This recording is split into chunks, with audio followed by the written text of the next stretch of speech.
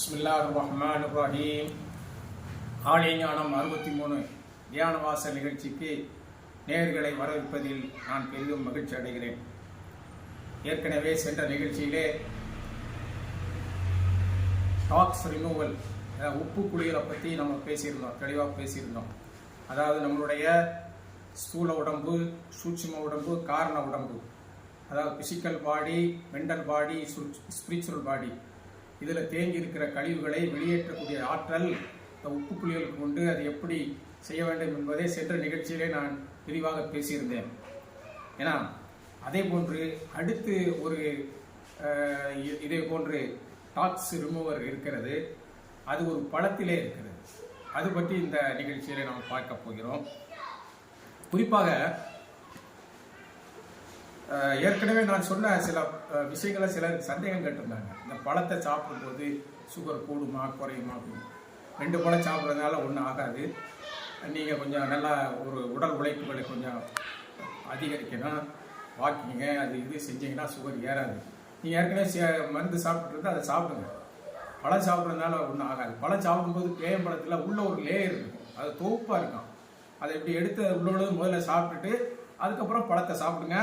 உங்களுக்கு அந்த சுகருடைய இதை அடிச்சிடும். அந்த தோப்பு சக்தியானது அந்த இதுகளை வந்து மாற்றிடும், சுகருடைய தன்மைகளை மாற்றிடும்.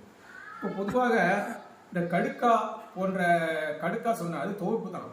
தோப்பு சக்திக்கு என்ன ஒரு பலன் இருக்குன்னா, நம்ம நரம்புல சுருக்கம் இருந்தால் அதை விரிச்சு விட்டுரும். ரத்த ஓட்டத்தை சீராக்கிறதுக்கு நரம்பு சீராக தானே அந்த குழாய் வந்து அடப்பு இல்லாமல் இருந்தால் தான் ரத்தம் நம்ம சீராக ஓடும். அப்போ அது சுருங்கி இருந்தாலோ அல்லது அது அடப்பு இருந்தாலோ அதை விரிச்சு விட்டுரும் தோற்பு சக்தி. இப்போ தோற்பு சக்தி உள்ள பொருட்களை நம்ம சாப்பிடும்போது நமக்கு ரத்த ஓட்டம் ரொம்ப சீராக இருக்கு.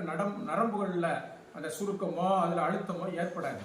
அதனால அந்த தோற்பு சக்தி உணவுகளை நம்ம உணவுல எடுத்துக்கிடணும். இதில் கடுக்காயில் இருக்கு. ஏற்கனவே நான் கடுக்காவை பற்றி சொல்லியிருக்கேன்.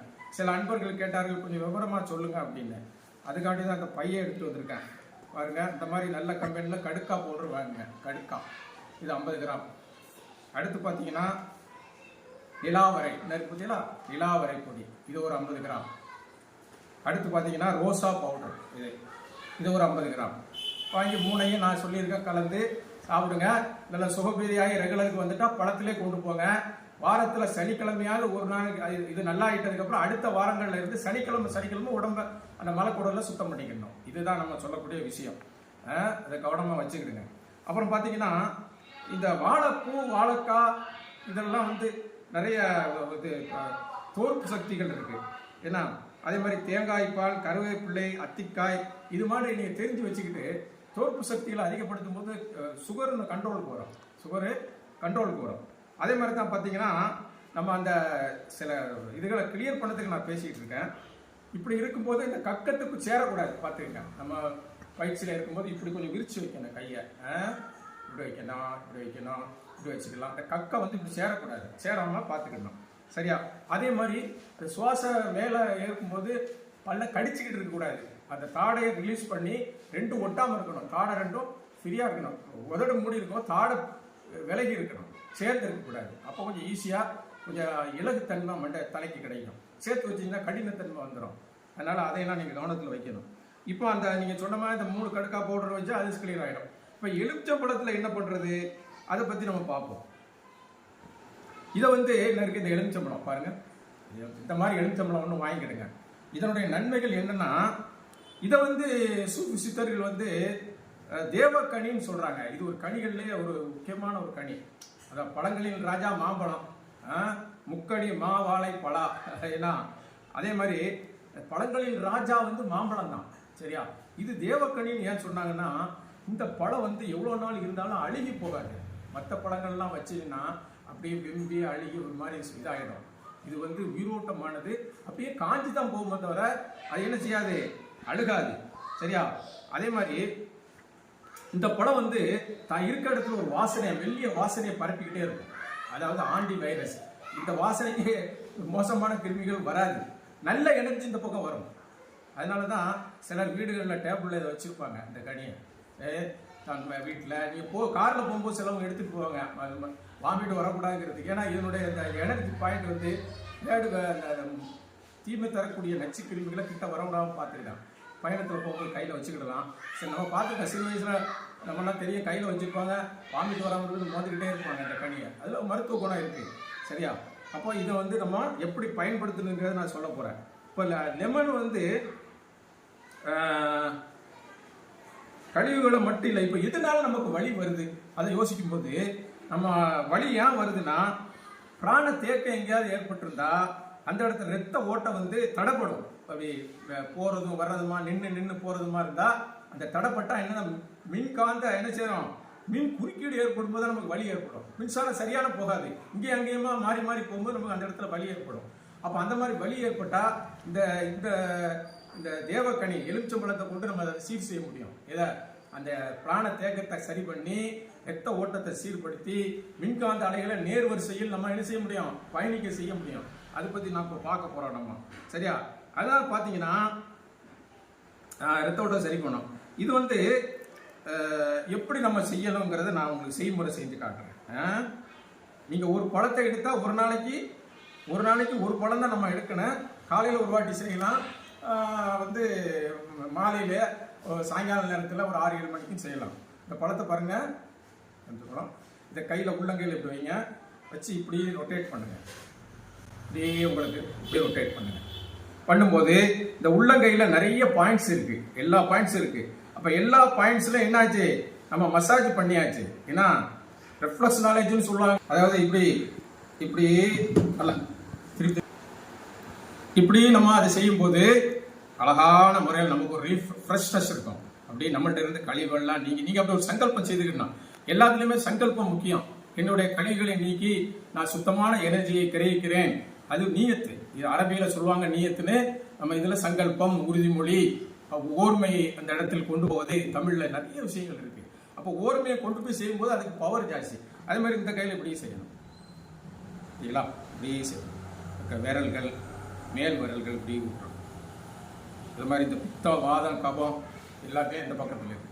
இந்த இடத்துல அப்படியே எல்லா இடத்துலையும் உங்களுக்கு செய்யலாம். உங்களுக்கு எங்கெங்கெல்லாம் உருட்டணுமோ இது வந்து நல்ல ஒரு மசாஜ் ஏற்படுத்தும். மசாஜ் குச்சியை செய்யறதை விட இது ரொம்ப சிறப்பானது. அதே மாதிரி இந்த கையில் நல்லா இந்த பக்கம் செய்தீங்கன்னா மெயின் லைனுக்குன்னு இருக்கு, ரத்தம் எடுப்பாங்கல்ல, அந்த இடத்துல செய்தீங்கன்னா நல்ல பியூரிஃபிகேஷன் கிடைக்கும். நல்லா அழுத்தி அழுத்தி அழுத்தி மேலே கீழே எப்பவுமே ரிவைஸு செய்யணும். ஏன்னா பார்த்துங்க எப்படி செய்யணும், அதே மாதிரி இங்கே செய்யணும், இப்படியே செய்யணும். செய்யும்போது நல்லா கிடைக்கும். இப்போ இங்கே நம்ம வலி இருக்குது, இந்த இடத்துல எப்படி செய்யலாம், மெதுவாக செய்யலாம். இந்த இடத்துல வலி இருக்குது, இப்படி செய்யலாம். மண்டையில் வலி மெதுவாக செய்யலாம். இப்படி இப்படி ரொட்டேட் பண்ண பண்ண பண்ண பண்ண ரொம்ப சுகம் கிடைக்கும். கண்ணுக்கிட்ட வேண்டாம். இது தவிர மற்ற உடம்புகளில் எங்கே இருந்தாலும் செய்யலாம். இப்போ பெண்களுக்கு வந்து சரியான ஒரு மாதவிடாய் பிரச்சனை வருது, அடி வயிற்றுல இப்படி பண்ணணும், திருப்பி இப்படி ரிவைஸில் பண்ணணும், முதுகில் பண்ணணும், திருப்பி ரிவைஸில் பண்ணணும். இப்போ கால் முட்டு வலி இருக்குது, முட்டில் அப்படியே சுற்றணும், திருப்பி ரிவைஸில் சுற்றணும். எங்கெல்லாம் வலி இருக்கோ அங்கெல்லாம் இது எப்படி செய்யலாம், இது அப்படி செய்யலாம். அதே மாதிரி பாதத்துலையும் உருட்டலாம், நடுவில் இப்படி எல்லா பாதங்கள்லையும் சைடில் உப்பு குத்திக்கிட்ட அது கரலைக்கிட்டலாம் நம்ம என்ன செய்யலாம், காலத்துக்கு மேலே வச்சுட்டு உருட்டி சுகமாக எவ்வளோ சுகம் கிடைக்கும் அவ்வளோ சுகம் கிடைக்கும் உருட்டிடணும். உருட்டிட்டு என்ன செய்யணும், இதை அப்படியே ஒரு இடத்துல வச்சிடணும் சாயங்காலம் ஊட்டுறதுக்கு. ஆனால் சாயங்காலம் ஊட்டிட்டு அந்த பழத்தை வெட்டி தூர போட்டுடணும். சரியா?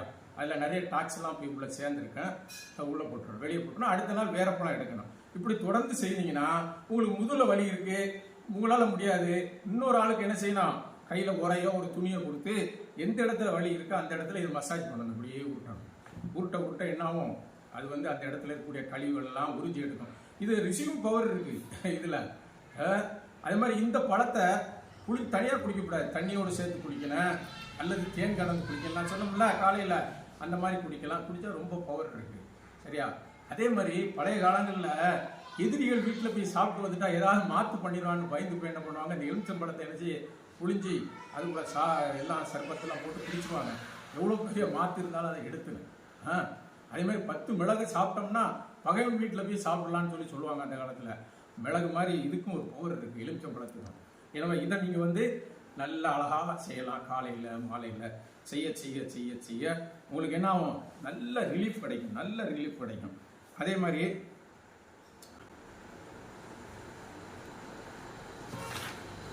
பார்த்துக்கங்க, இதை நல்ல முறையில் செய்யுங்க. இது வந்து டாக்ஸ் ரிமூவர், நம்ம உடம்புல இருக்க கழிவுகளை சீராக வெளியேற்றக்கூடியது.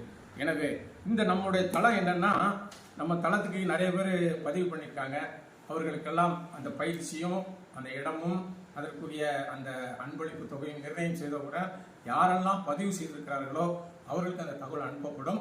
குறிப்பிட்ட நம்ம நம்ம நம்ம எதிர்பார்க்கிற குறிப்பிட்டவர் சேர்ந்தோன்னா அது நிறுத்தப்படும். அடுத்த நிகழ்ச்சி நடத்தும் போது பார்க்கப்படும். இது போன்ற நிறைய தகவல்களை நம்ம நேரடி பயிற்சிகளை இதோட விவரமா நம்ம தெரிஞ்சுக்கலாம். பொதுவாக குறிப்பா நான் என்ன சொல்றேன்னா, நமக்கு 2 வகையான கல்விகள் இருக்கு. ஒரு கல்வி